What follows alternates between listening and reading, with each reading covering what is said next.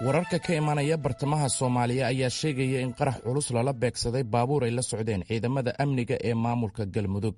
Ila dhinaca amniga ah oo codsaday inaan magacooda la sheegin ayaa u sheegay idaacadda VOA in qaraxa lala beegsaday baabuur uu la socday taliyaha nabad sugidda degmada Dhuusamareeb Gaashaanle Cabdirashiid Cabdinuur Qooje iyo askar la socotay.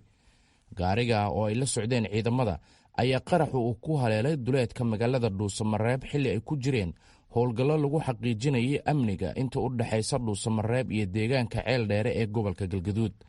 Ilahaasi amniga ayaa u sheegay VOA Soomaali in taliyaha nabad sugidda Dhuusamareeb iyo 11 askari oo la socotay ay ku dhinteen qaraxaasi.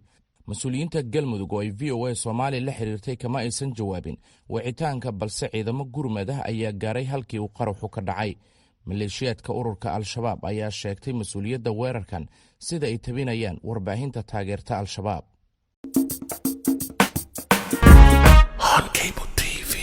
gaadiid oo la socday taliyihii ciidamada nabad sugidda ee magaalada Dhuusamareeb ayaa waxaa qarax miino lagula eegtay meel u dhow deegaanka Ceel Dheer oo 30 kiiloomitir u jirta caasimadda Galmudug ee Dhuusamareeb. ila deegaanka ah iyo mas'uuliyiin ka tirsan Galmudug ayaa waxa ay sheegeen in qaraxa ay ku dhinteen taliyihii ciidamada nisaax ee Dhuusamareeb Cabdirashiid Cabdinuur Shiikhdoon Qooje iyo askar ilaalo u ahayd. sidoo kale qaraxa ayaa waxaa ku dhaawacmay askar kale oo la socotay taliyaha, kuwaas oo dhaawacooda la geeyay magaalada Dhuusamareeb ee caasimadda Galmudug.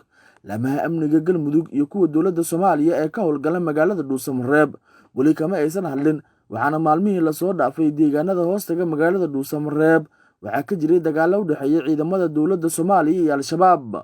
dilka taliyaha ciidamada nisaax ee Dhuusamareeb Cabdirashiid Cabdinuur Shiikhdoon Qooje ayaa waxa uu ku soo aadayaa xilli la filayo in caawa Dhuusamareeb lagu qabto munaasabadda sanad guurada koowaad ee doorashada madaxweynaha Galmudug Axmed Cabdi Kaariye Qoorqoor.